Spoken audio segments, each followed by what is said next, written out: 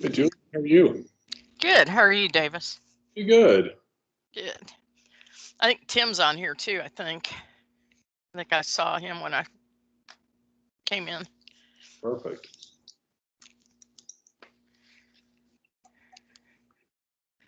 Hopefully, we'll have three of us. I bet you will. Yeah.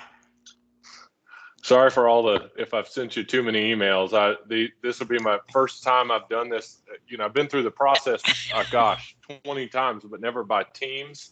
And Yeah. it's certainly going to put my technical abilities to the test. And I'll say that one thing that I've learned is that if you don't have some level of organization to this process, by the time you get to the end, people are just like, man, we talked to the first guy for an hour and the second guy for, 30 minutes and the third one for 10 minutes and the last one for 5 and we're just done. Yeah. So. Okay. So I have notes from our last meeting when you and Paul and I talked. We have to call the election by February 12th. When do we have to have the engineering plan done by? So it's not a plan, but it's a engineer's summary of costs. Okay. Yeah. So the engineer, and they're never exact numbers, right? Because we don't actually bid the projects or anything Right. before we call the bond election. And the bond election will be for, generally MUD districts don't call bond elections in the way school districts do, where we say It's for this specific project. We do it more for a long-term financing, so it'll be more of an estimate. Okay. But being that it will be a brand new engineer, I think that the more time that we give them, the better work product that you're going to end up seeing. So I think if we can have, my thought is everyone's had, with the exception of the vote proposal, everyone's had the proposals for a few days. Okay. We have 20 minutes with everybody today.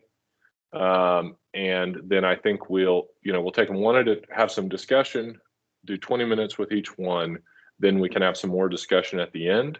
Okay. It may be obvious to everyone may say, okay, I'm in agreement on this person, or we may say, listen, let's have another meeting on, let's schedule meetings for Monday and Tuesday so we can, have some discussion on Monday midday and sign a contract on Tuesday, or however y'all want to do it. But I think it would be helpful to try and keep the ball rolling if that's something y'all want to do.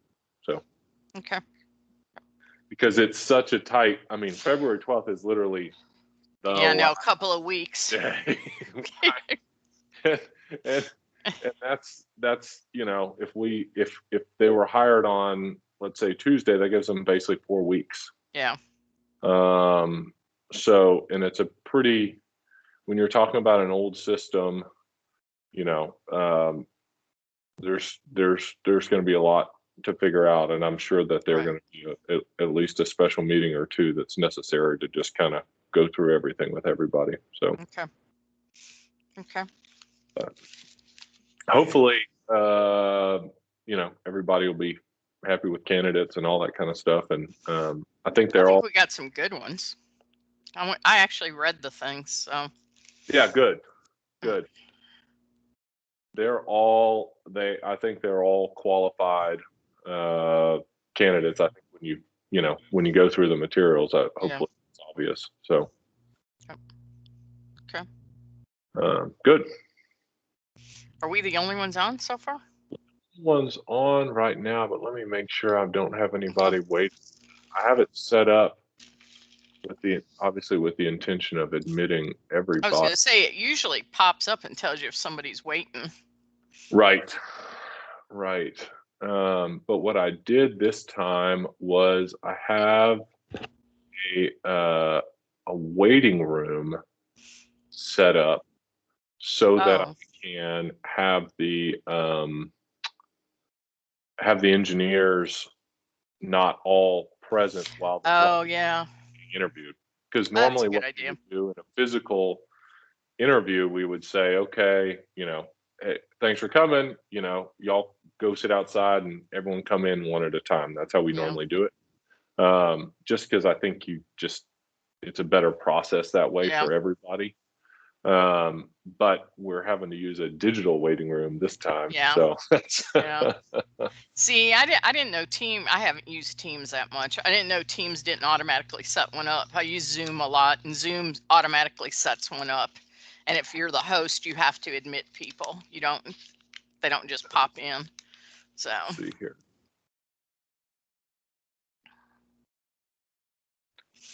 well, Tim said he was in his car. Hello? Is that Tim? Tim's here. Oh, there he Tim? is. Okay. How are you? Oh, I'm good. How are you doing? doing just fine.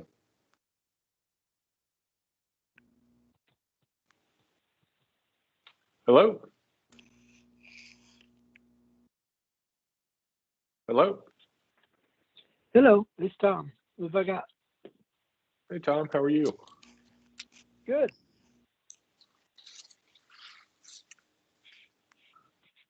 A little early, I guess. Nah, three of us are here anyway.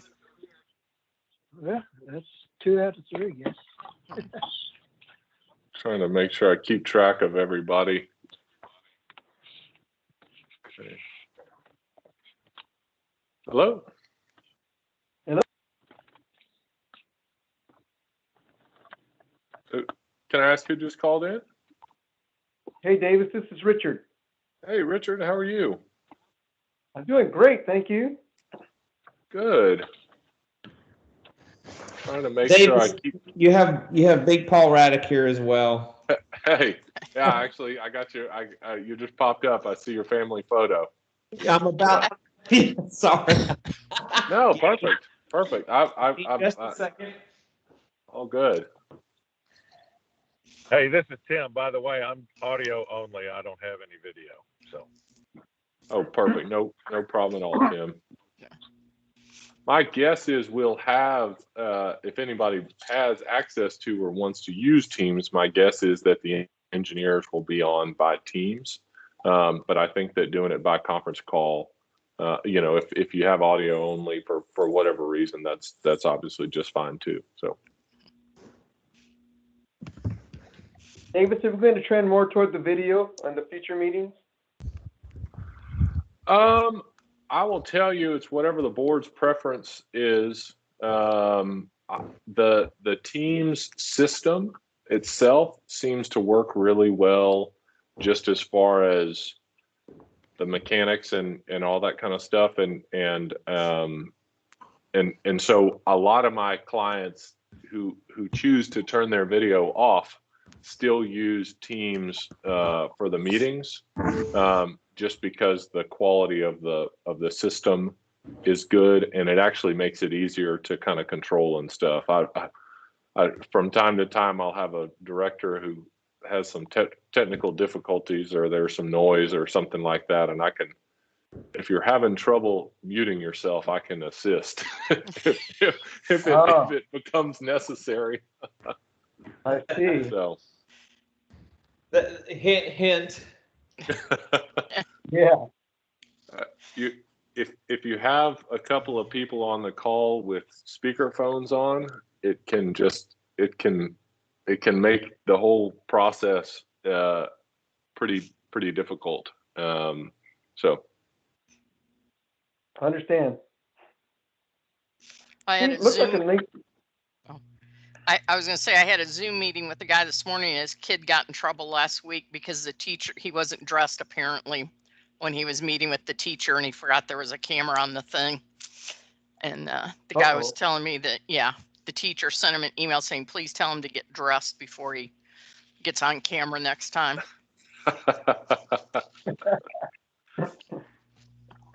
That's something you don't think about when that camera's on.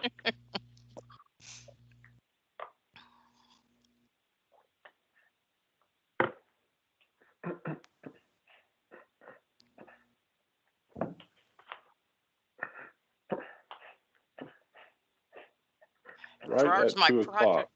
I was going to say, Gerard's my project guy. I was hoping he was going to be on here. he emailed.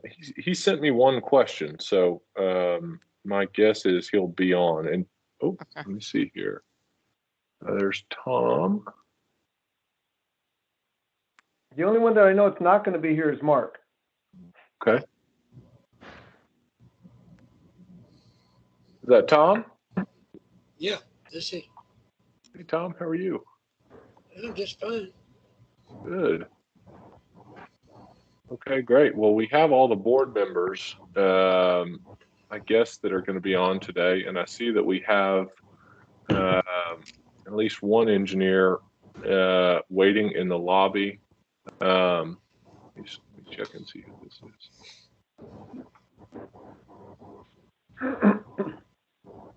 Hello? Can I ask you to just join the call? Gerard's here. Hey, Gerard, how are you? Doing well. Great. Is that Davis on the line? Yes, sir, it is. And I think we're Mark Robin is not going to be on today, but you have all of the other board members. Paul Raddick and I are on, and Richard is on. So if Julie, you want to start, or you want me to start? You can go ahead and start if you want to. Okay. Well, I've understood from my communications following the last meeting that everyone's interested in soliciting proposals for a new engineering firm. We sent out an RFP at the board's request and should have 4 great firms for you to talk to today. Hewitt Zollers, Vogler and Spencer, and Jones. And I've tried to put together a schedule just, I think that it's helpful to move through the process, but if we go over or under here or there, that's obviously just fine. Not trying to hold anybody to the strict schedule, but just to try and keep it organized. But I think these are all good qualified firms. We sent out the information on each of the firms. It was included in your meeting packets and was also distributed by email.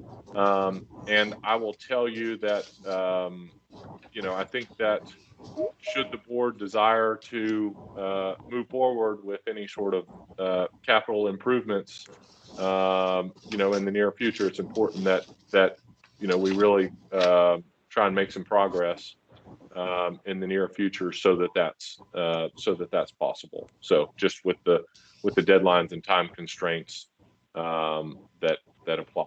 So is that helpful, Julie? Yes. Yep. Let's see if I got it.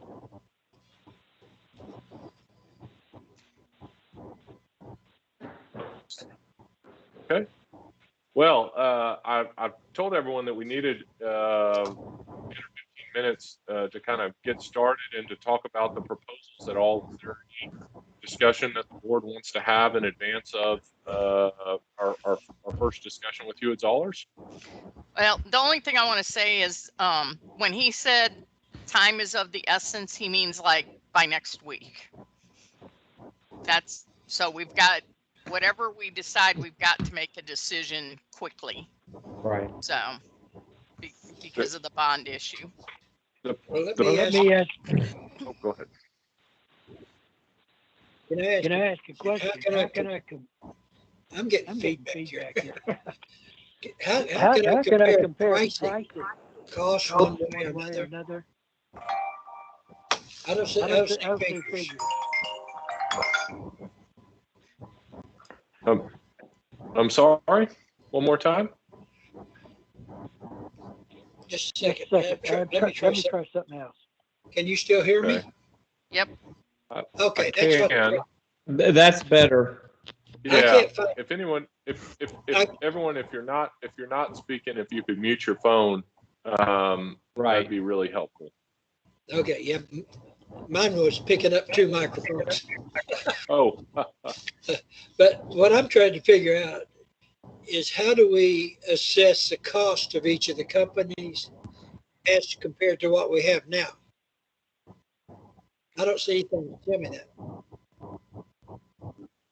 Right. So Oh, go ahead, Julie. Well, I was just going to say, most of them, from what I've gathered, and this is the way Blile does a percent of each project. And that's what most of them, from what I've looked at, are going to come in at. And some of them have a graduated scale, and some of them have a flat percentage. So, and that's actually one of the questions I had for everybody that I was going to ask today. Right. So, Yeah, 'cause we got to figure out if we're spending more, less, or what we're doing here.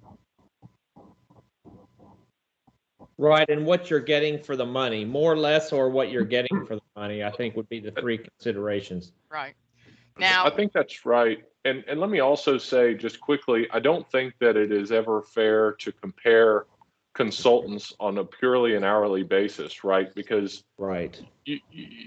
that's really not a good way to quantify the quality or level of service that you're getting, and it's actually prohibited under the Professional Services Procurement Act for a number of consultants, and that's why.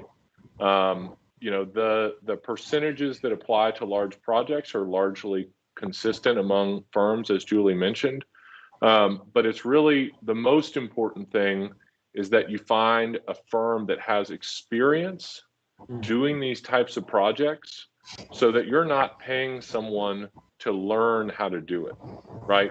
Right. You want to hire somebody that knows what they're doing and can hit the ground running, because you're also going to get a lot more value out of that, right? You want someone who has experience with water and sewer systems and parks and rehabilitation of facilities, an application to the Texas Commission on Environmental Quality for the issuance of bonds and things of that nature. Someone with plenty of experience as a water district engineer. You're never going to be able to come up with an exact apples to, this one cost me $50,000 and that one cost me $51,000. What is most important in this process, I think, is that you find an engineer whose advice that you are confident that you can rely upon and that you are comfortable with. Yeah, I'd agree with that. With one, the point mine is though, I still want to have a cost of 50,000 here or 250,000 over there. I just want to make sure I know what I'm talking. Yes, sir. I will tell you that your cost is largely going to be dictated by the extent to which you construct capital improvements. Yep. The bulk of engineering fees are always associated with actual construction.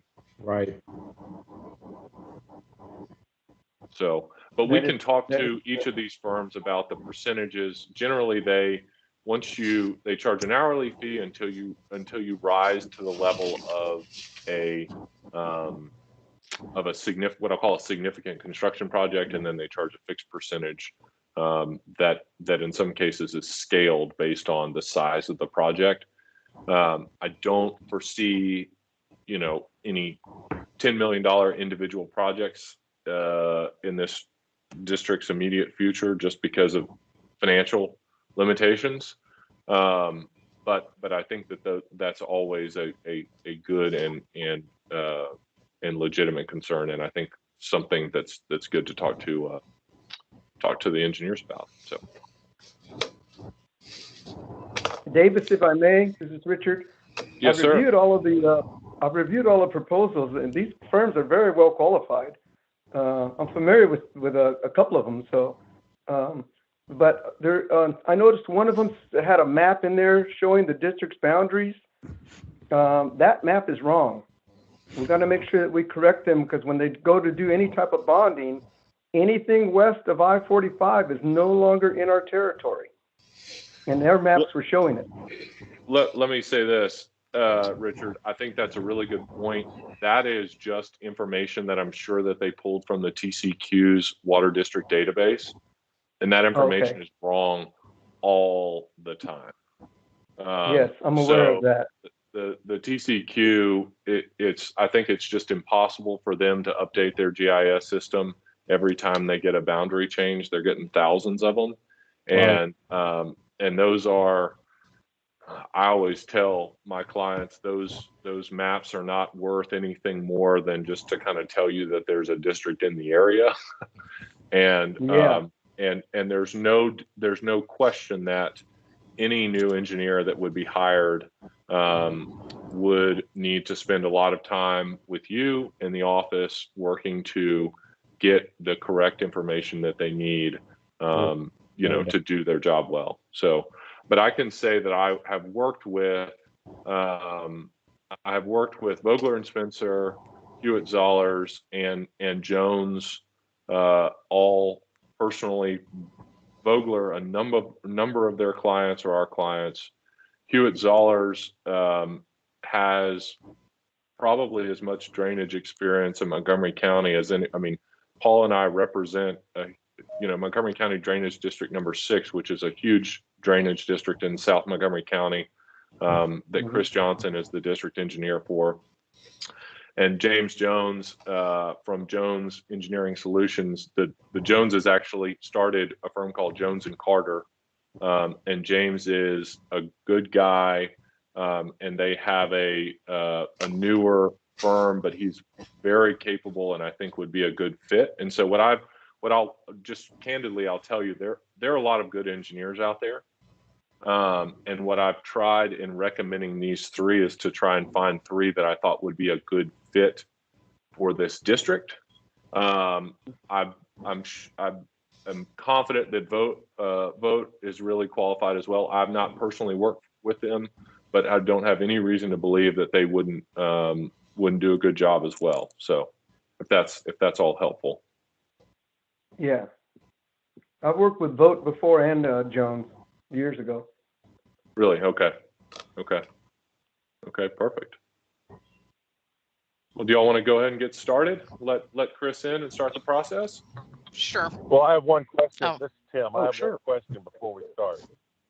That is, whichever engineer we pick, when they specify a drainage project or a park project or whatever the case may be, who is actually going to do the work? Is it somebody that they decide to do the work that's under their umbrella, or is it something that we then take that specification and put it out publicly? It will always be publicly bid. So these firms will not do anything more than the actual design and construction management. Depending on some firms will have slightly different capabilities. None of these firms is huge. Some of them will outsource surveying, for example, while others will not. You will see some sub-consultants, but you will always you're required by law for any project over $75,000 with very limited exceptions to publicly bid that project.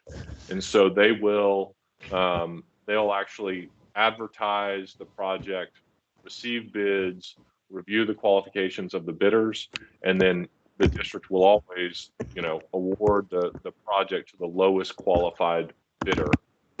Mm-hmm. If that makes sense. So it'll always be a third-party contractor is I guess the short answer.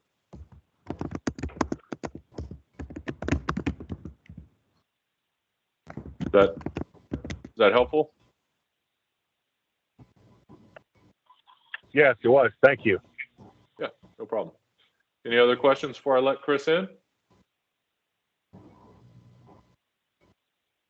Okay.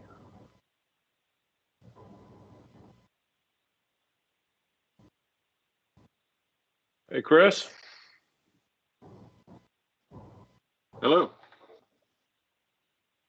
How are you? Good. About yourself? Doing just fine. We were just sitting here talking about the process and the board's interest in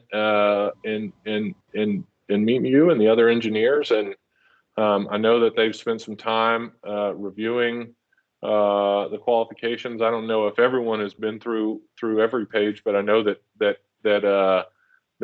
some people have, and so really just wanted to take today to maybe give you a chance to tell the board about yourself, about your firm, your experience, work in Montgomery County, things like that, and then kind of give the board a chance to ask a few questions.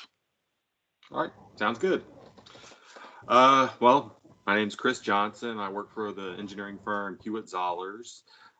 Thank you for giving us the opportunity to submit a RFP for this utility district.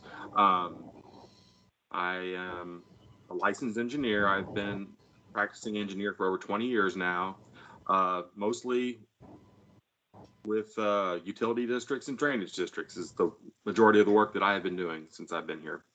I am the district engineer for 4 other utility districts. They are built out districts, they well established, and most of the work we end up doing out there is a lot of rehab work. And we also have a drainage district that we're also the engineers on. We do a lot of maintenance and rehab of their drainage facilities, try to improve things and make things better out there. Hewitt-Zollars has been in the Houston area for 40 years now, so I mean, we're a well-established firm. We've had 2 offices here in Houston actually. One is the engineers like myself, and we also have a second office here in the Houston area that has our architects and our urban planners. I don't know where else to go from there. Well, do you want to talk about maybe some drainage experience or some of the firm's recreational facilities experience or capabilities? Okay. Well, let's see. For drainage facilities, we have been working as the engineer for a drainage district here in Montgomery County for the past 30 plus years. I've been working with them for over 10 years now as their district engineer. We've done a lot of rehab projects, which includes improving channel lining, cleaning out storm sewers, upsizing storm sewers to try to reduce and minimize the floodplain. I know with the new Atlas 14 data that came out as a result of Harvey and the Imelda storms, we look at trying to increase detention and try to lower the floodplains in the existing drainage district. On the utility district side, what I do is a lot of sewer rehab, bringing the sewers up to the current standards to reduce the infiltration inflow. We do a lot of projects to replace water lines, to bring them up to current standards also, because generally the standards 30, 40 years ago were a little, they're not to what today's standards are. Mm-hmm. I also have designed a lot of water plants and wastewater treatment plants. We've done a lot of upgrades on both of those facilities, and we've constructed new facilities also. So I've been a district engineer on my own, so to speak, for the last 12 years now. So I've been doing this for quite some time now. So thanks, Chris. Yep. Anyone have any questions, board members? I guess I'll start since nobody else wants to. So, hey, Chris, this is Julie Gilmer. First off, where's Montgomery County drainage district number 6? Just so we have an idea where that is. It's in the southern part of the county, right off I-45 at Rayford. It's kind of the southern boundary, and Tamina would be like the furthest north that it stretches. Got it. So you cover Oak Ridge and all of that area in there? Yes, Oak Ridge, a little part of Shenandoah. Okay. Correct. Okay. Okay, so you're familiar with River Plantation then, and we're an older community, 60 years old. We have some infrastructure problems that are going on, but I'm going to assume your recommendation would be to do these in phases instead Yes, of. Yes, ma'am. If you were to hire us, what we do is we would come up with a plan of action, try to determine the full extent of your what the facilities are deficient, and then we would come up with a capital improvements plan to come up with the total cost, and then make a recommendation to you on what, and work with your financial advisor to come up with a plan to tackle all the problems, so it doesn't just overwhelm you for one. But Okay. Are you available to attend the meetings that we have once a month? Our yes, monthly meetings, or someone is? someone. Yeah. Okay. And how do you, for the projects, how are you compensated? Is it a percentage of the project? Is it an hourly rate per engineer and per person that touches it? Or is it flat fee? How do you, I know that was a question that came up, so I'm just going to ask it. So. Oh, okay. I mean, we're open to the negotiations on the fee structure and the contract. Generally speaking, with our other utility district contracts, like for district engineering services, attending board meetings and doing, I will say, smaller items, we're compensated on an hourly rate. If we end up doing design and construction of a larger project, usually a larger project is over $100,000 in construction fees, we usually do like a percentage of construction. Okay. Thank you. You're welcome. This is Tim. I've got a question. Yes.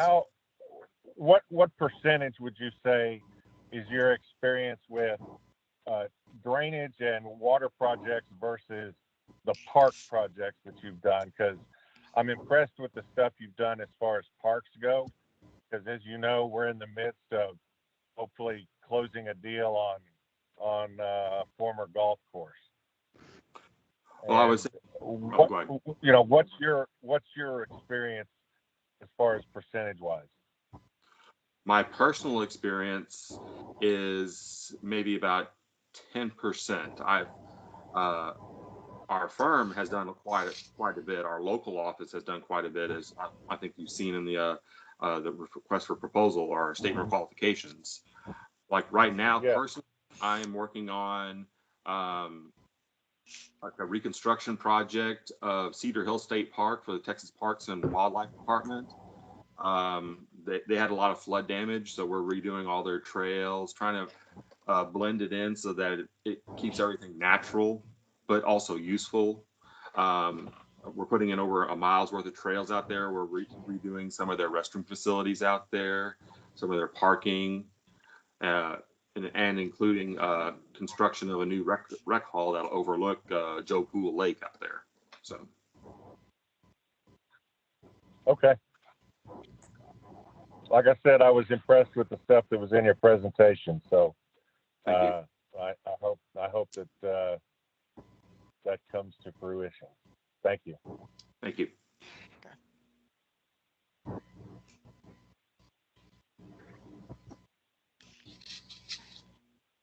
Gerard, Tom, you guys got any questions? This is Richard. I've got a question. Okay. Hey, Richard. Yes. I just want to ask, I see you got a lot of experience up here in my area in Point Aquarius. You've done quite a few projects for them. Some water rehab, some lines. I see you've done some pipe bursting and CIPPing. And it looks like you've been pretty much involved in that. Yes. Just as a background, when I first came to Houston back in '97, obviously I wasn't an engineer. I just came fresh out of school. I worked as a graduate engineer under the experience of the licensed engineer or the district engineer for Point Aquarius MUD.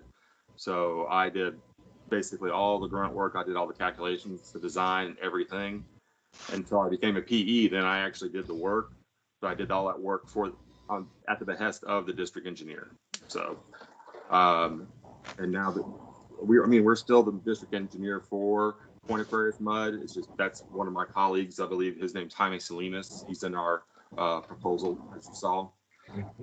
But yes, I mean, I did I designed their entire wastewater treatment plant upgrade, a brand new, actually 2 wells for them. Their normal water well, and then they also drilled a Catahoula well out there to get off the requirements of the SDRA and the Lone Star Groundwater Conservation District. Yep. Also, like you saw, we did some pipe bursting out there. We've done some manhole rehab. I've replaced several of their lift stations or upgraded them also, their sanitary sewer lift stations. And also we've done, and I have designed several sections of the Point Aquarius subdivision, the actual land development, the lots, including the streets, the water, sewer, drainage, and paving. So. I see you've been their engineer since 1971. That's correct, yes. I mean, our firm or the predecessor to Hewitt Zollers, or not really predecessor, Hewitt Zollers purchased the firm many, many years ago that created that district back in 1971. And the person that I worked under, as I mentioned earlier, he was actually with that firm, and he was the one that created Point Aquarius MUD. So I contacted Mr. Morgan out there, and he gives you a high recommendation. I appreciate that. Thank you. Hi, Chris. This is Gerard Smith. I do have a question for you.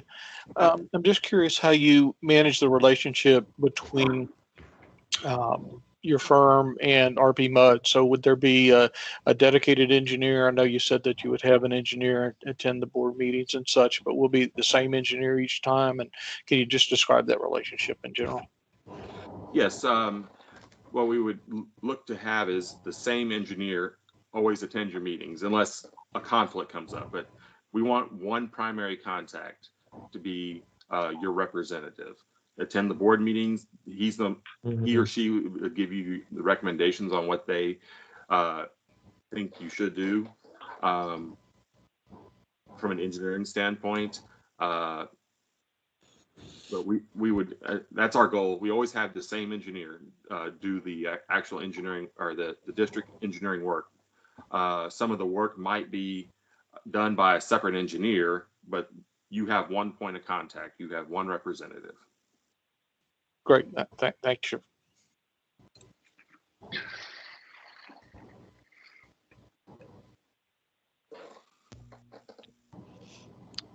Do we have any more questions for Chris?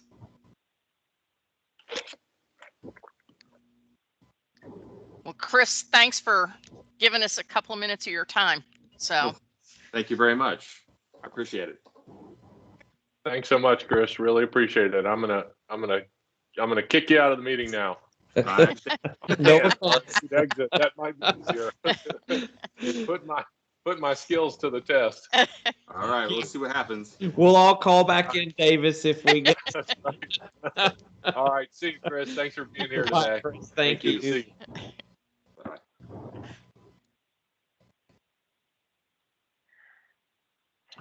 Okay, I had just a couple of 20 minutes is always kind of should be more than plenty, I think, if everybody's looked at the materials. Is there any discussion y'all want to have before I let Sergio in? Okay. Nope. Here comes Sergio Van Dusen with vote.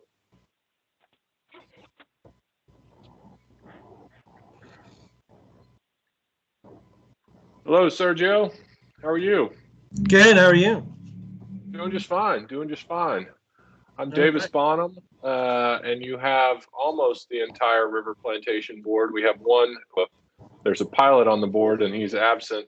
I'm sure flying over an ocean somewhere. But we have a great group on. I know you've talked to at least one or two of them, and Paul Raddick and I, and then the district's general manager, Richard Ramirez. So welcome. Thank you. Thank you for allowing me to be here. Well, I think the board just wanted to, hear from all the potential candidates, and maybe if you could tell the board a little about yourself and your firm and your experience in the area, that'd be great.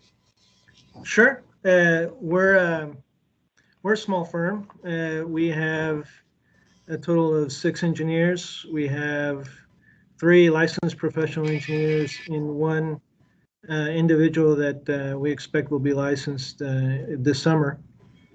One of our engineers has a fairly strong background in construction management and construction inspections. We brought them on board spring of last year, and he's proven to be a really valuable asset to us. I've been in Montgomery County 20 or so years. I came to Vote Engineering right out of school. Worked with David Vogt for about 5 years, and then tried my fate with a larger firm, and had fun doing some pretty large projects, a lot of infrastructure work. But realized that I really liked the small company culture a lot better, and came back to Vote Engineering. Just kind of visited David. David had been a mentor to me, and when my second daughter was born, I stopped by to visit him on a day off, and he said, "Come back," and I did, and it's just so ever since. David and I have grown closer. Got into a partnership role in 2011, and then fully bought out the firm in 2018. So David Vogt is still with us. He's an employee, though. He's not an owner anymore. And he's an excellent sounding board and still a mentor to me.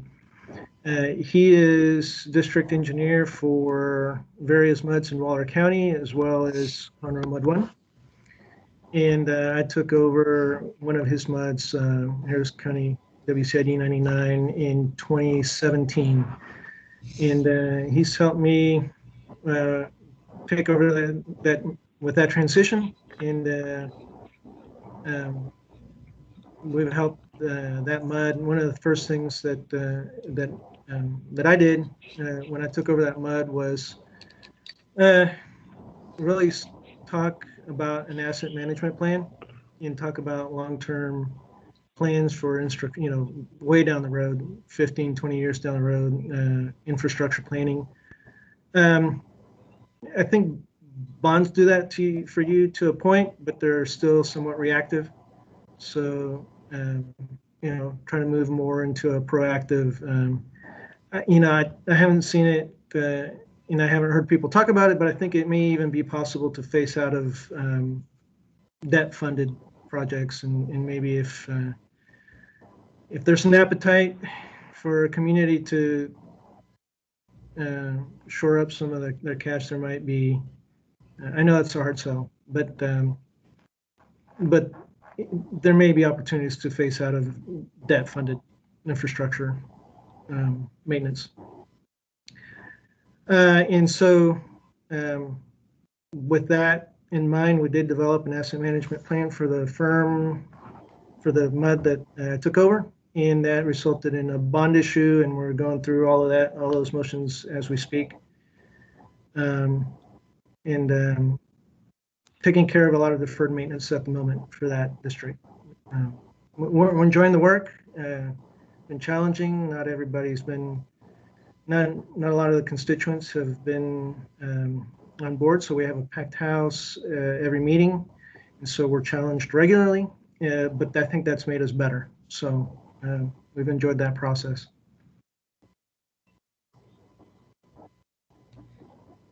Sergio, this is Julie Gilmer. I have a question for you. Have you done a lot of rehab work in older communities? We're a 60-year-old community, and having some infrastructure issues and potential issues that we need to have corrected. Have you done a lot of rehab work, or is it mostly new, other than the MUD that David did? So we're getting into a lot of rehab work in Harris County 99 at the present time. We're doing some pipe bursting and that type of thing, and we're completely rehabbing a wastewater treatment plant now. But that's that's not something I've done in the past. It's something I'm doing right now. Okay. When I did do a 13th Street bond issue in Baytown, which included refurbishing any lines that were in the road right away were subject to the bond issue. And so we did take care of segments, not a comprehensive rehabilitation, but I've done a lot of segments in 13 streets. Okay. Okay. All right. And how do you, just a question I'm asking everybody. So how are you compensated for projects? Are you an hourly, or are you a percent of the project, or how are you compensated that way? The contracts that we're familiar with that we've been we just got contracts from attorneys years ago, and we've been using those same contracts, have been hourly for the base services, and then any specific projects are based on an opinion of cost and a percentage of that opinion of cost. Okay.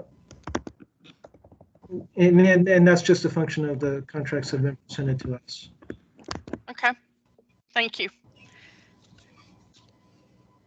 Yeah, we do. This is Tim. Yes. I've got a question for you.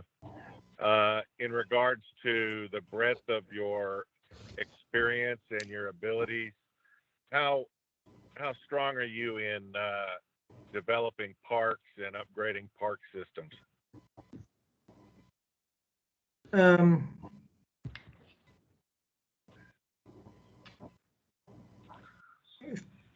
I mean, I feel comfortable with that.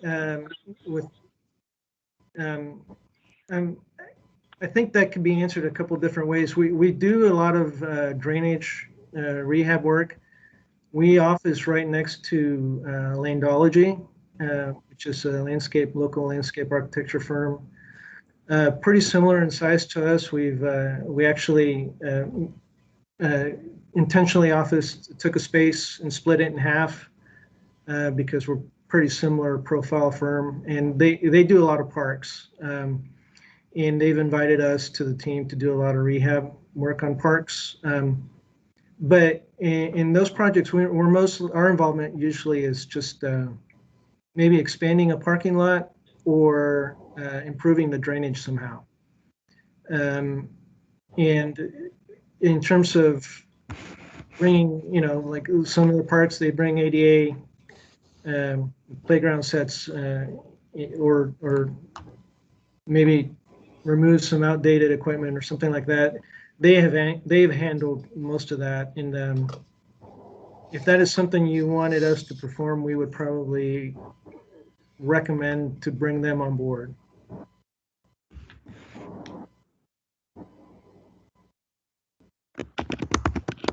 Okay, thank you.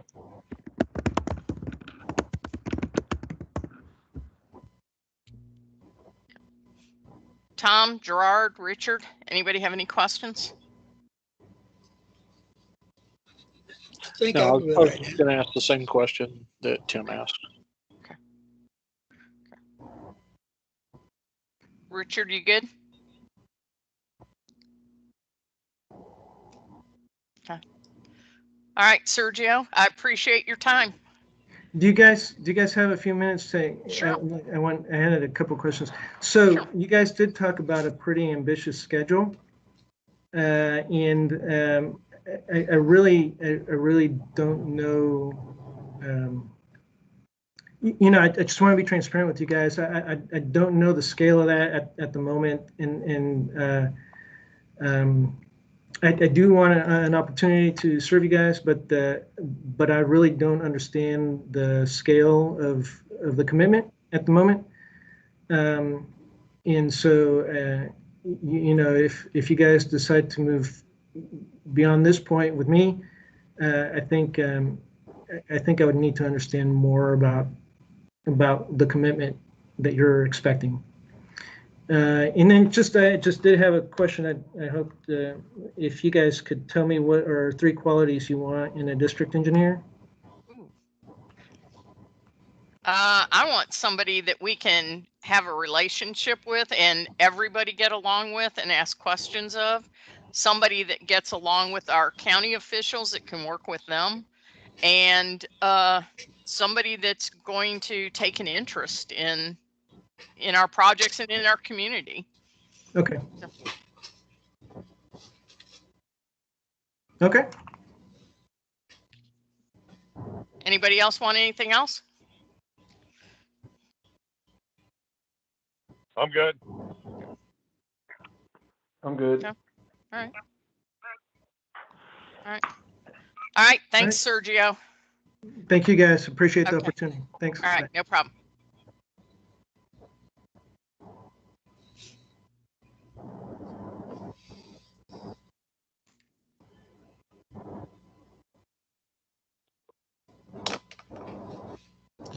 Davis, I think you're on mute.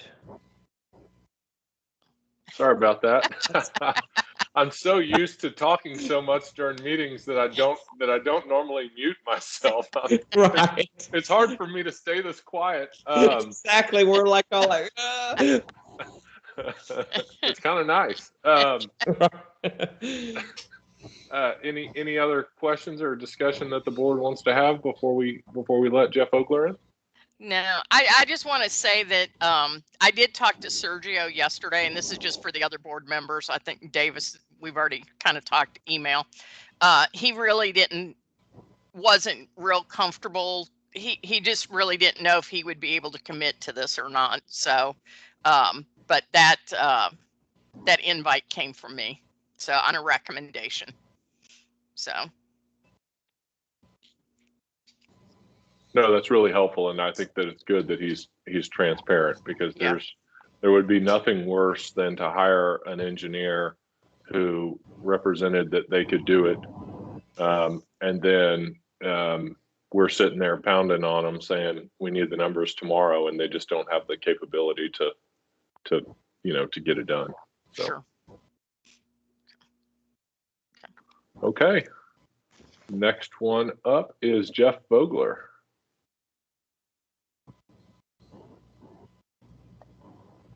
Hey, Jeff. I'm here. We're ahead of schedule. Oh, great. Taylor stepped out. He'll be back in just a second. Yeah. Look okay. alive. Can y'all hear us okay? Yes, sir. Yep. All right. Yeah, we moved into a new office, and all of our new high-tech equipment, so far motherboards have gone out of monitors and everything else, and so we're actually having to use a Surface here today. It's a little strange. So do we want to just do introductions and a brief history, or go straight to question and answers? What would the board like to do? Let's go with an introduction and some history, Okay. just so we can kind of. So I'm Jeff Vogler. I'm the president of Vogler and Spencer Engineering. I've got Taylor Reed with me here. He's another one of our engineers.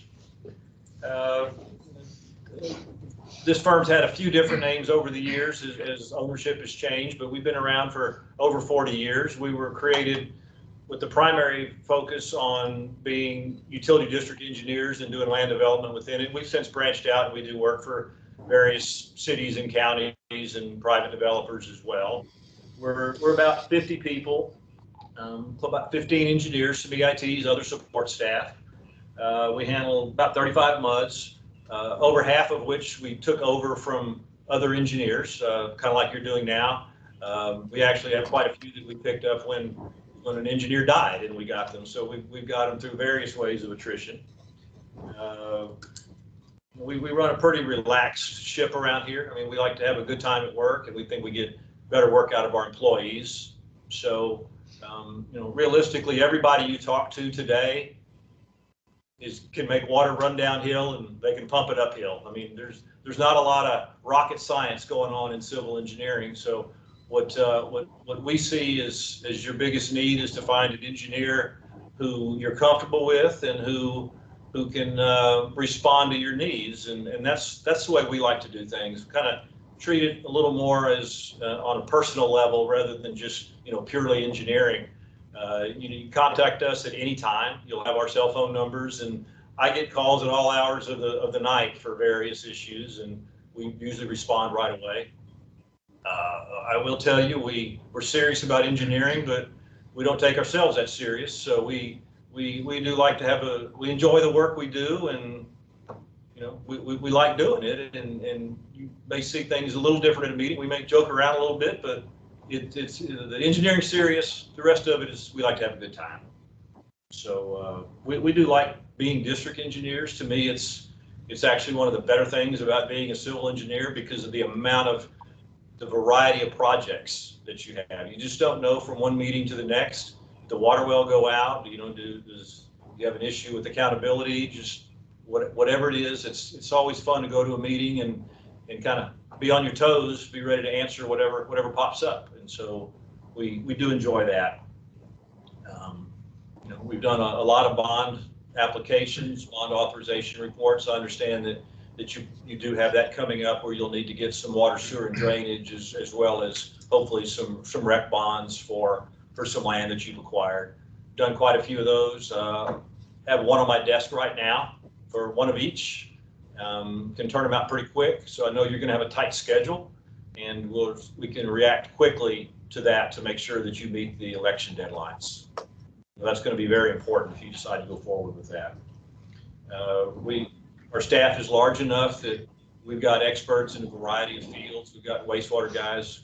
One of the we like to call him the water plant guru. We've got a guy here who's probably got more experience than virtually anybody in town as far as water wells, and we draw on his knowledge for everything we need on that. So we see from your minutes that you've got a pump issue. Couldn't identify exactly what that was, but we're ready to help with that if we're selected. Just a few other things, just the way we like to treat it, kind of our philosophy on dealing with it is what we need to do is gather the facts, use a judgment, and then provide you with an opinion and a recommendation. The worst thing you can hear is, I'll get back to you. I'll get back to you. You need somebody at your meeting who's ready to listen to what's going on and be able to respond and give you some direction. That's not to say that you're going to get an answer that night for every single question, but most of them we're going to be prepared to handle with the knowledge that we're bringing to the table. I don't know how many construction projects you might have going on, but we have a system with our inspectors where they email us reports on a daily basis. If the board would like to get copies of those, we can certainly forward them to you. They'll have pictures of what's going on whatever type of project you might have. We've actually, 2 of our inspectors live in your area, so they would be able to hit any of your projects at a moment's notice. We've got a couple guys that do come from the far north side. We've done quite a bit of park work.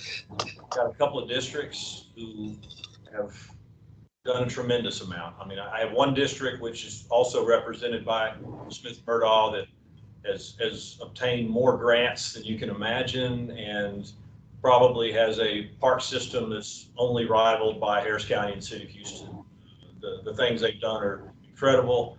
We put trails in, canoe launches, fishing piers, lakes, observation decks, dog parks. I learned a new word. They call pump track in, which is like for BMX bicycles, and remote controlled truck tracks. They do it all. So we've got a lot of experience in parks. So I think you're trying to go that direction on some of your land. We're well versed in that as well. So I can go on, or if you have any questions, we'd be happy to answer. I hate to take up all the time talking about ourselves, because I'm sure you've got things like that. We pretty much have our questions, our pat questions that we ask. So I'm going to assume I'm going to get the same answer I got from the last 2 guys, but I'm going to ask it anyway. Compensation, I'm assuming for small projects is hourly. Larger projects are percent of construction costs. That is correct. We still use the old engineering fee curves, unless we need to structure something different. But yes, anything under $150,000 is hourly, and anything over that uses the curve. And It's pretty simple. The bigger the project, the smaller the percentage is, and the larger it is, or the smaller the project, the lot higher the fee is. And I will tell you, there are some projects that might be small that we would do hourly, only because it makes more sense. If you have a sanitary sewer rehab project, it might only be, we're going to make some numbers up here, $200,000, but instead of having a 15% engineering fee, we do it hourly and it's much less. So we evaluate that on a project by project basis, never to our benefit, only to yours. Okay. And I'm assuming you have someone that will attend the meetings. I know you mentioned that, but someone will attend the meetings, or do we have to request? That's strictly up to you. I would assume that you would want somebody at your meetings. What we would do in the beginning would be we would both attend the meetings, but would not charge you for both of us. We like to get familiar with the district as quick as we can. The reason you'll see two of us here today, and I don't know what other engineering companies have done, but we like to have a primary and a backup. So, if I'm not available, but you need to talk to somebody, you call the backup, in this case, really quickly to be Taylor, and he's going to know everything there is to know about the district. So we both come to the meetings for a little while, and at some point, only one of us would start coming. And if you decided that, we only need you to come every other month, that's your call. Okay. Thank you. Jeff, this is Tim Goodman. I've got a couple questions for you. I was wanting to know what's the percentage that you do between drainage projects and park projects. The reason I'm asking is I highlighted I'm really impressed with your Herman Little Park project, because that's slightly smaller than the scale we would have for a potential park project, but some of the amenities that are installed there were really nice. And I'm just wondering how often you do park projects versus drainage projects. I'm not sure I'm following the question. Are you saying on a park project, what's the difference, or for our company, how much drainage versus parks? How much drainage projects do you do versus park projects? Do you spend all week doing drainage projects and one day a month doing a park? Or how does that work? It's project by project. If we have a park project, then there's a group working on that nonstop. I'm not gonna exaggerate and say that we always have park projects going on, because there's not that many of them. They come and go. So we have another engineer who's done most of the parks in that district where Herman Little Park is. He may be spending half of his time on only park projects. So it's really different people working on them, not one individual taking care of that. Okay. So in our case, we would be managing, the overall team. It wouldn't just be Taylor and I working, only on just on your project with no support. So I may not be answering your question, the way you're hoping I would, but it's kind of difficult to answer. No, I understand that. And what's your relationship with representatives from the county? In other words, when it comes time to get permits or approvals on things, do you have a strong relationship with Montgomery County?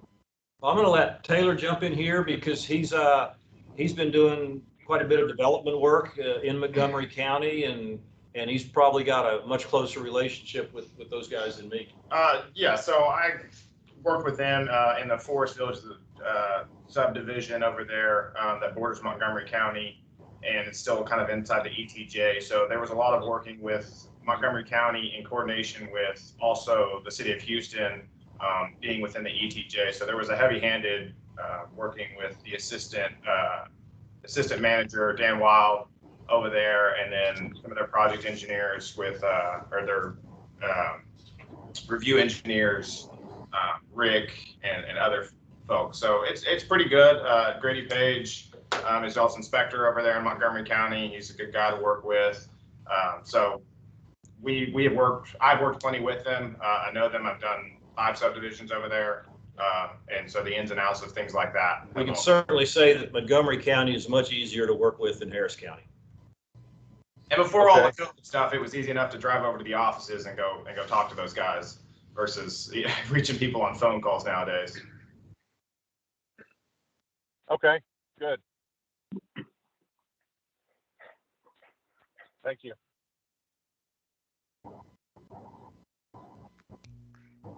Gerard, Richard, Tom, anybody have any questions? I think Kim got Jeffrey, I most of see, mine. Jeffrey, I see you've done quite a few smaller wastewater treatment plants below the 1 MGD. Yes. That's perfect for our situation because ours is only 0.6 MGD. But I can see if you got the experience in the smaller ones, you'll know how to look at that at a little bit different point of view that you do the bigger ones. Yeah, we've done them. We've actually done new plants as small as 0.09, which is, it's a baby plant. They're so small, and and we said probably the majority of them go up to that 1 MGD. We've got a couple that we permitted at 0.95 to try to stay beneath the biomonitoring requirements, but sometimes the TCEQ wants to put them on you anyway because they know what you're doing. You're just trying to skirt in underneath, the requirement there. But yeah, most of the districts that are of average size tend to be in that sub 1.0 MGD range. Mm-hmm. You've done a couple of water plants too. I see some expansions on plant 1 and some other water plants. We have done a number of new plants and a lot of upgrades. It could be as simple as just adding booster pumps or some tanks. Working on one now where we're having to add another well because in this district that it's producing too much gas, and the more gas it produces, the lower the production rate is, and so we're drilling a new well. So we've over the course of 40 years, you just end up doing a little bit of everything. And over the course of 40 years, these plants all wear out, and so they have to be rehabbed and taken care of. Looks like you've done a lot of sanitary sewer pipe too, so you're familiar with all of the CIPP and the pipe bursting. Yeah, we've it's kind of the running joke around here as to who might have looked at the most hundreds of miles of sanitary sewer videos. Everybody's got an interesting story about what they might have seen in it. So many of these districts were built in the 70s and the 80s when the ABS truss pipe came out, and if you're old enough to remember that was the pipe of the future that was going to last forever. Unfortunately, it's really brittle, and if it wasn't bedded correctly, it tends to crack and get brittle. And there's a lot of contractors that made a lot of money curing and placing that pipe over the past few years. And so we've done our own manhole inspections. We've got some forms and ways that we do that, as well as an entire staff who's just loves spending hours and hours looking at videos of pipe.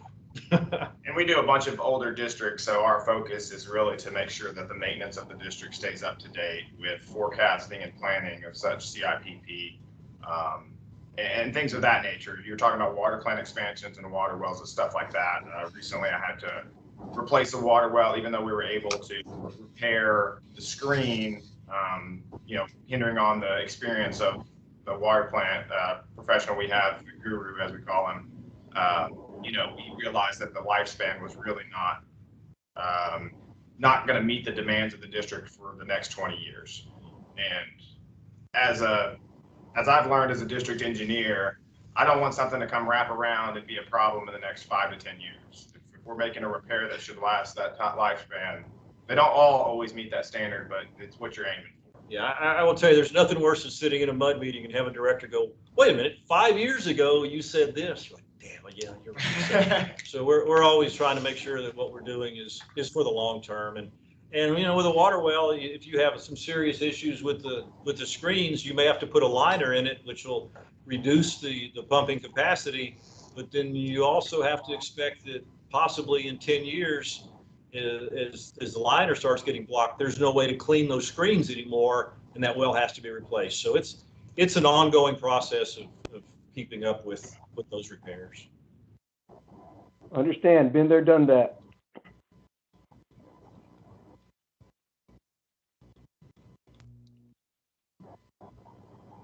Does anybody have any other questions?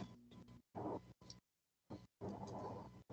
right, Jeff and Taylor, thanks for giving us some time today, and we appreciate it. Well, we just want to close by at least thanking you for shortlisting us and letting us be here. There's a lot of engineering firms out there, and it always makes you feel good to at least know that somebody thought enough of you to shortlist you and give us this opportunity. So we appreciate it. Good luck with your search. Yeah. Thanks. You will have talked to more engineers today than you really wanted to for the rest of the. I always pity directors. We're all probably saying the same thing and, have the same pitch. And that's why we like to just think that, just the way we treat things more on a personal basis is what we think moves us above everybody else. So good luck on your search. Okay. Thank you. Thanks so much, guys. Have a great one. Yeah.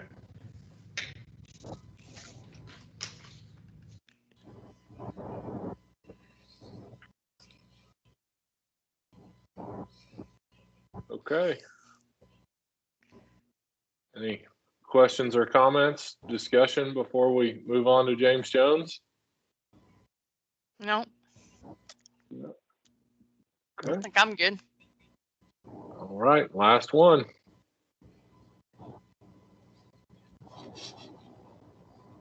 James, we're ahead of schedule.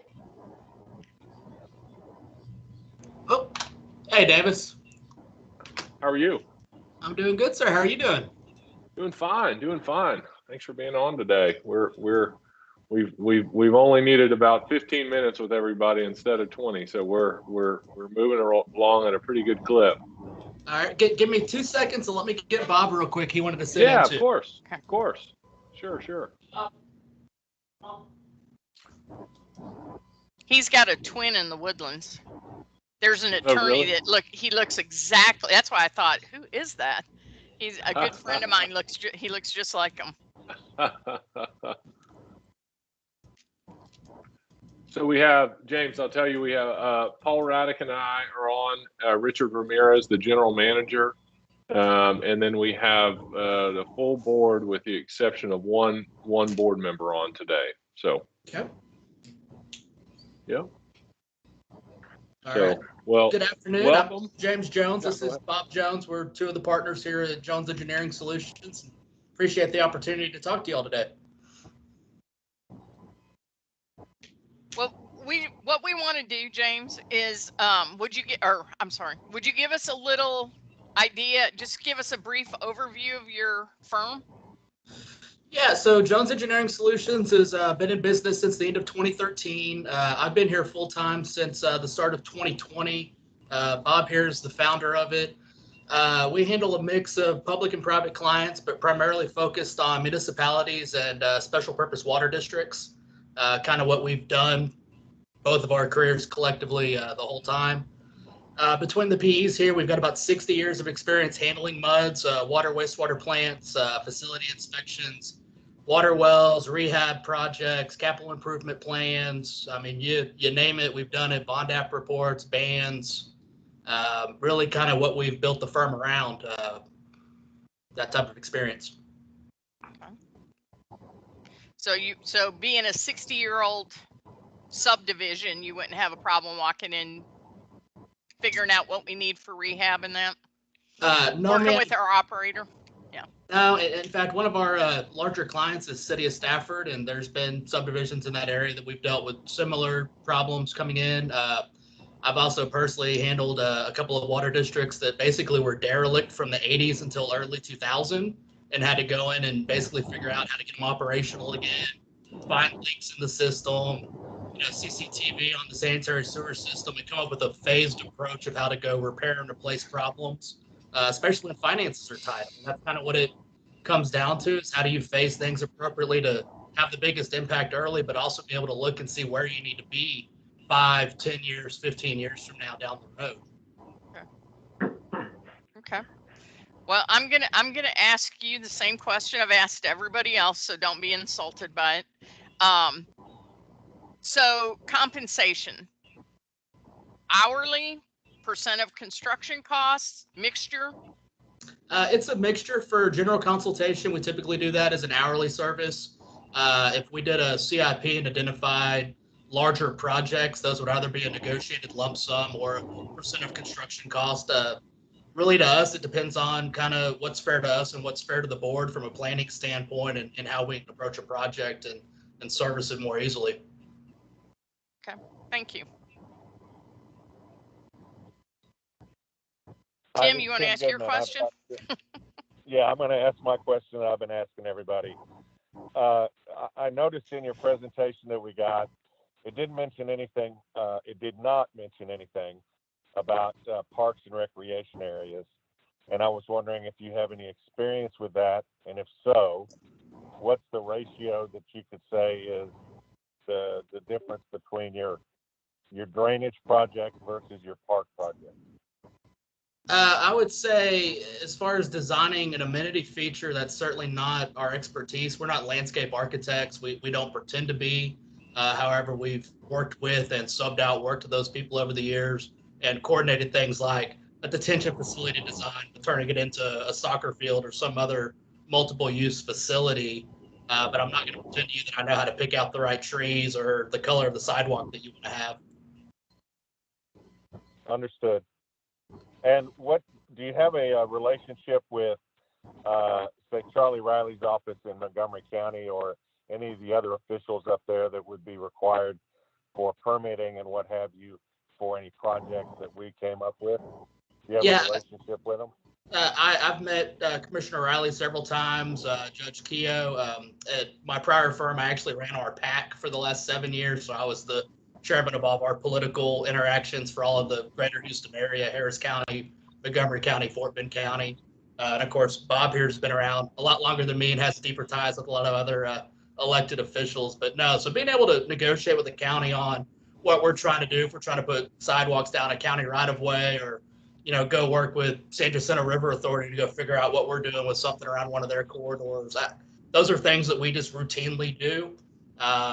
Again, as a city engineer for Stafford and things like that, we're used to working with multiple agencies and having to figure out kind of all the stakeholders involved in the project. That's just kind of the standard course of business for us. Okay, thank you. Richard, Tom, Gerard? I'm good. You're good? Okay. Something on the first.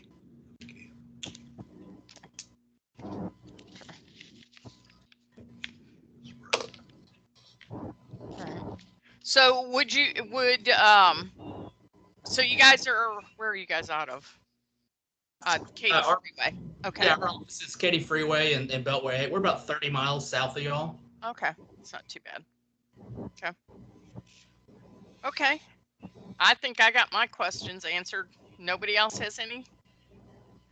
May I fill in with a couple of comments? You can tell by looking at me, I'm an old guy. So James doesn't intend that I'm day in, day out handling your district. But I have worked with a lot of districts for a long time. So when you raise the question about working with an old district, I was around when River Plantation was built, as I was around when most of the 1960 area was built. In fact, I had a hand in building a big piece of it. So I managed the West Door Utility District, where the hospital is, on 1960 for about 35 years. And it had old cast iron water lines. It had concrete pipe sewer lines, clay tile sewer lines. And when you go in and start repairing and replacing those kinds of items, it's a little different than people going in and rehabilitating plastic pipe sewer lines and different things. Because I'm gonna guess the bulkier manholes are red brick. Yeah. And I'm gonna guess that a good number of them, the mortar has been eaten out of the brick, and they just leak like a sieve. And so in that regard, my role is to provide a lot of that institutional memory and help because it makes a big difference when you start going into to rehabilitate facilities that you understand why or how come they exist like they do right now. And that's really where I think that you take anybody that you talk to.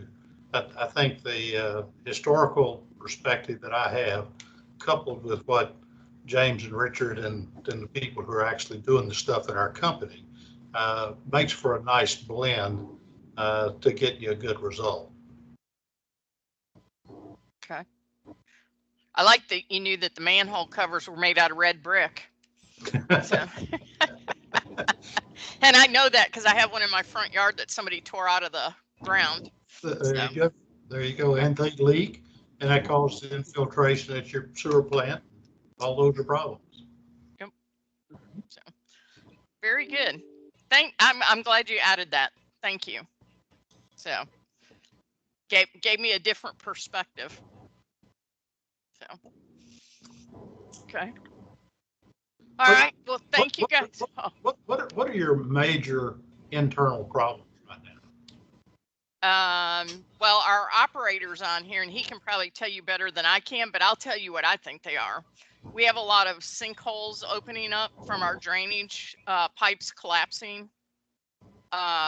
We have several of those areas in the subdivision, and most of them are the concrete pipe.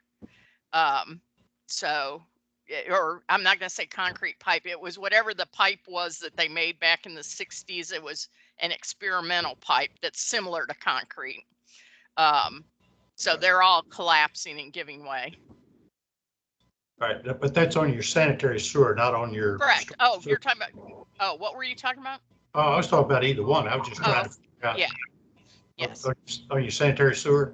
Yes. Yeah, and the dilemma on most of that kind of pipe is either you dig it up and put a new line in, or you use some of the in-place repair techniques. And for concrete pipe bursting and stuff usually works pretty well, that you drive a ram through, burst the pipe, and then pull a plastic pipe back behind it.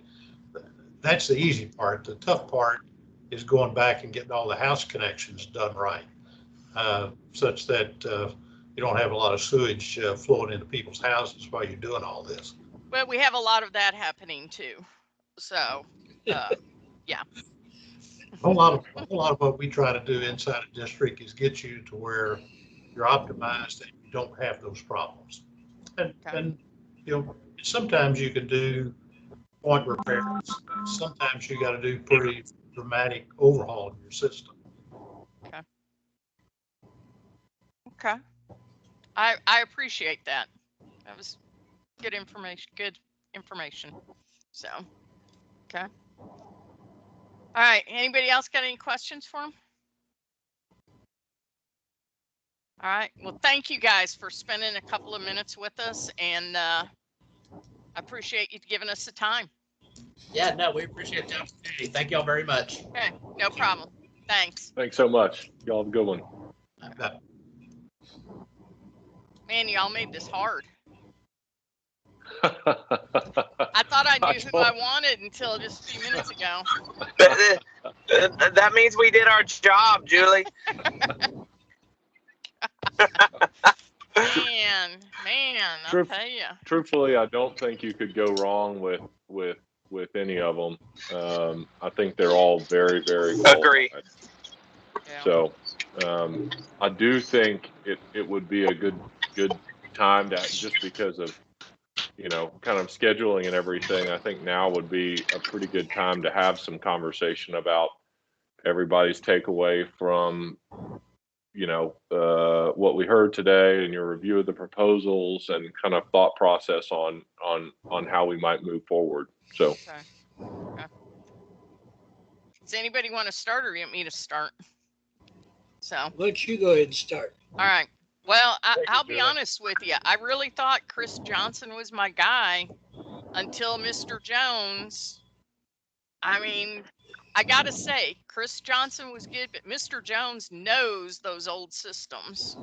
But I will tell you this. and this is just my opinion, you guys may correct me. I will tell you that someone, and I'm not going to tell you who, but someone told me that Mr. Jones is not, their firm is not very cost sensitive. So it may be, they may, I don't, how do I want to say that? Cost may not be their primary concern when they're looking at a project. But I will tell you, I really liked what he had to say. He knows what our subdivision consists of. But Vogler, I liked him too. I don't know. Don't make me make, no, you guys give me some feedback. That's why we were all on here. All right, how you want to do it? You want to rank them Sure. based on our prospect?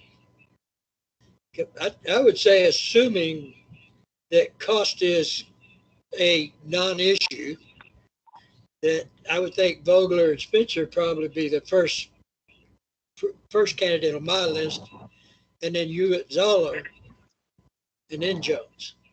Okay. I think Vogt is not ready. Right.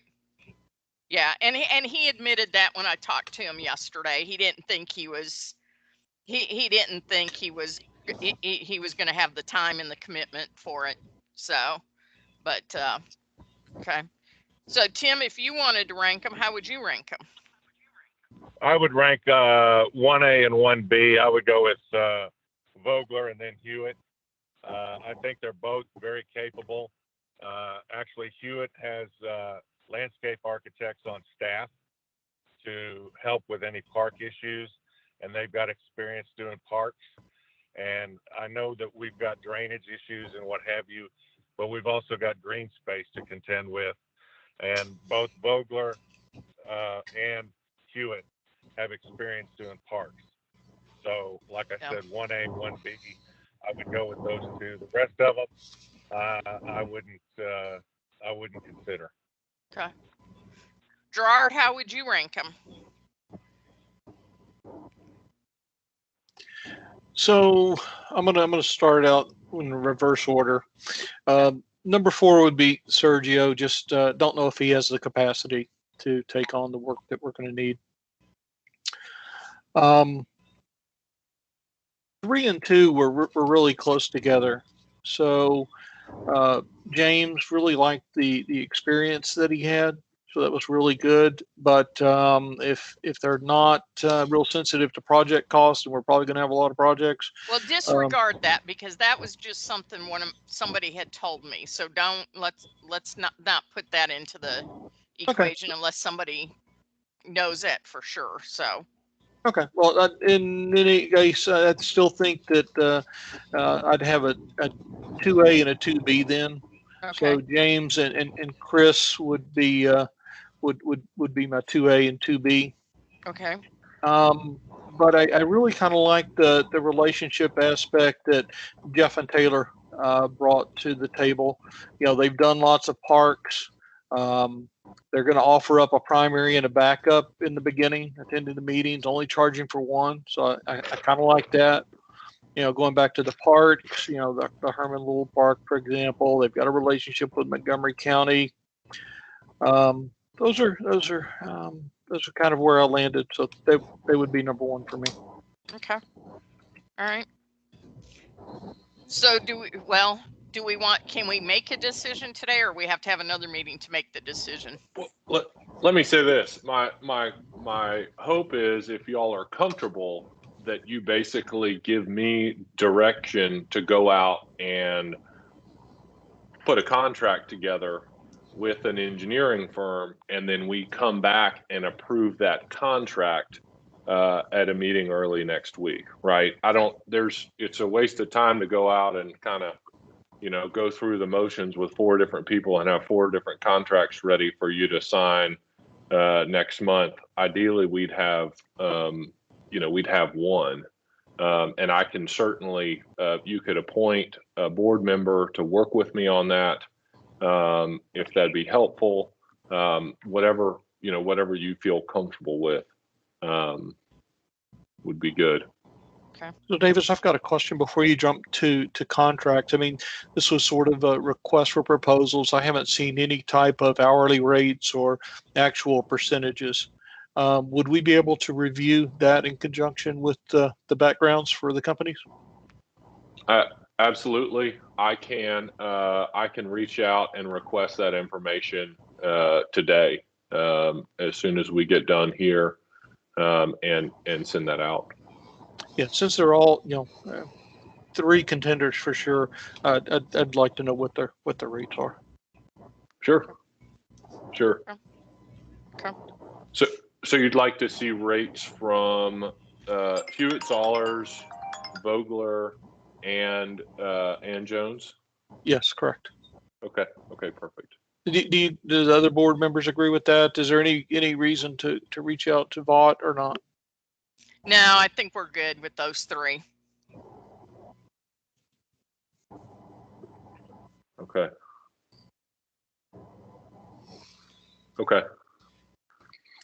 And I'll say, I know I mentioned it before, but truthfully, and this is just from my own personal experience, and I don't know that it's so different with attorneys either, but it's so much more important that you find someone who's qualified, because someone who has experience representing districts can come in and diagnose a problem in an hour that it'll take somebody else that doesn't know what they're doing 10 hours. And so if one guy's, $200 an hour and another guy's 175, that $200 guy an hour might actually be cheaper, right? Yeah. Because he knows what he's doing. Right.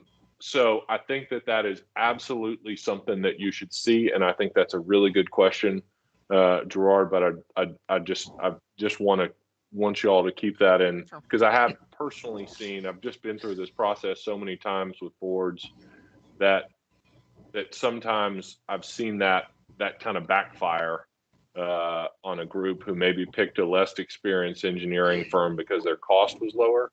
And then in the end, it ended up costing them more money because frankly, their projects just weren't done as well, and the firm wasn't as capable in the field. So, but Davis, you're only bringing us capable firms, right?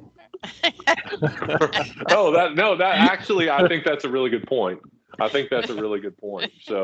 but right. We'll redact that. I think they're all good firms. I just want, my big takeaway from the current situation is that there is for whatever reason, there's a lack of a relationship, and I think that's an important thing that be addressed.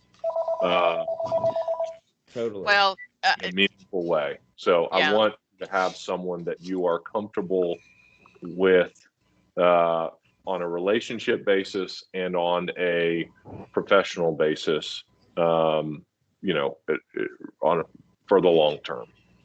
Yes. Yeah, and I really meant that tongue in cheek. I mean, they all seemed impressive to me. So it was well said. Yeah. Davis, Tim, I've got a suggestion. What if we were to go ahead and put together a contract for Vogler to get their rate in writing, but then also request the rate from Jones and Hewitt?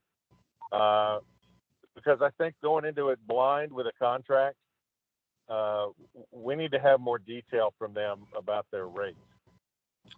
Right. I think that's a reasonable, if everyone's in agreement that Vogler and Spencer is number one, I can request rates from all three, and maybe we pick a director to kind of just be the smell test. And if the rates are comparable, if their rates are in line, the intention will be to bring you a Vogler contract at a special meeting early next week. If that's not the case, if whoever you select thinks that we should consider another firm because of any sort of difference in the rates, then we'll come back and have some discussion about it. Does that seem like a reasonable approach? Sure. One comment. We started off with, why is this thing doing that? We started off with a sense of urgency, and now we're backing up and saying it's not so urgent. And I think I heard at least 3 board members put Vogel and Spencer first on the list. If that's the case, why do we need to go through all this other? Let me follow that up. I was going to actually ask this before, and it aligns with that very well.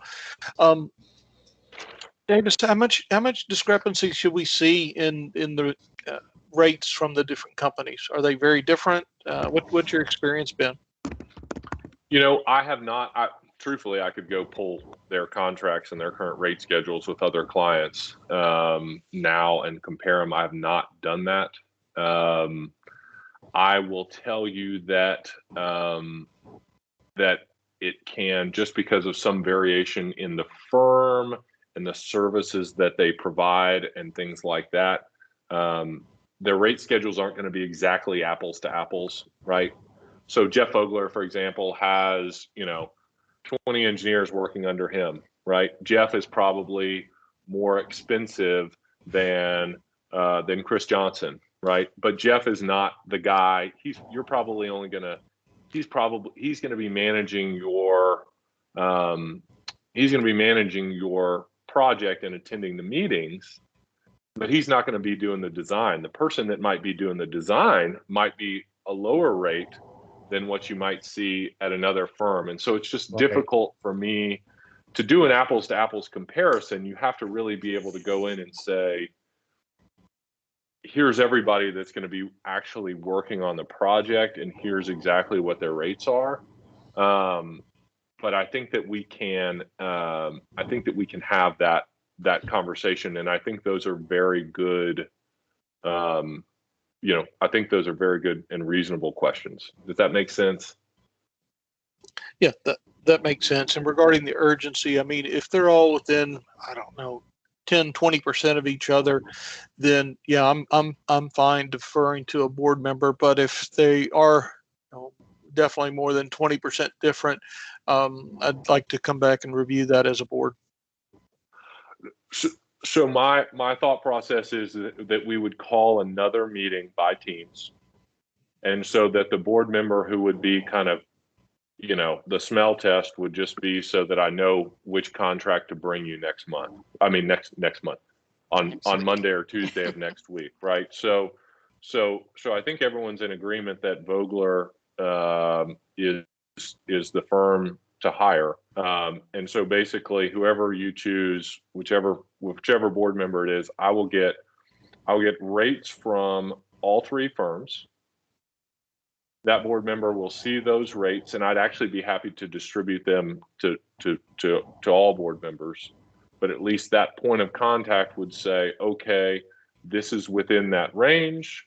Let's get a contract together for Monday.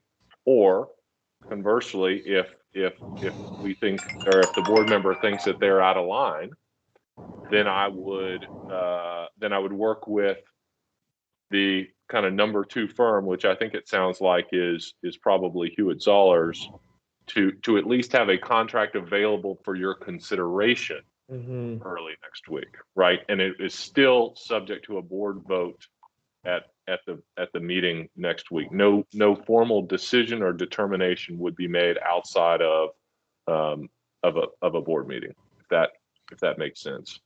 Yeah, that makes sense. For transparency, I like the option where you would go ahead and share the rates with all the board members. Okay, great. No problem at all. And I Davis, think this is Tim. If you need to work with somebody on the board, I'll throw my hat in there. I'll be happy to be an assistant on that. So. Okay. And if when I send those rates out, once you have had a chance to look at them, if you just send me a note and say good to go, or let's talk to Hewitt Zollers too, I'll take care of it. Very good. If nobody's got any objections, I'll be happy to help. Okay. I do have a scheduling problem next week. though, guys, I really need to do it like Monday afternoon if we can, because Tuesday is like impossible for me. I've got like 6 appointments Tuesday. Unless you want to do it Tuesday night. Monday works for me. Monday's good for me. Monday afternoon. Okay. Okay, great. I'll try and set something up Monday Okay, midday. yeah. Just Mm-hmm. 2 o'clock, something like that. Does that? Yep, that okay? works. Yep. Okay. Yep. Okay, great. Okay. Well, I will go ahead and get the Question, agenda can we out. do it? Can you do it a Yes, little sir. earlier? I Or think later? we're going to need at least till 2 o'clock to get some information. I have a conflict from about 2:30 to 4. Would 1 o'clock work? I just have a 10:30, and I'm not sure how long that's going to go. But I really 12:30 or 1 or something like that. Would that? Any of that would work Okay. for me anyway. Yeah, 1 is fine. Okay. My expectation is we're talking about 15, 20 5 minutes. minutes unless Yeah. absent something coming up. Okay. Right. The 12 preference between 12:30 and 1. Yeah. 1 o'clock. I'm open. 1 would be any of fine. those. Yeah. Okay. 1 o'clock. Perfect. Okay. Great. Well, like I said, this is the first time I've done this by teams. But I'm really happy that y'all were happy with all the candidates, and Yes, I think you've done a good job in the process. So no doubt. okay. All right. All right. Thanks, Well, everybody. thanks so much. Take care. Thank Have a you. good week. Have a great one. See you All right. Monday. Bye.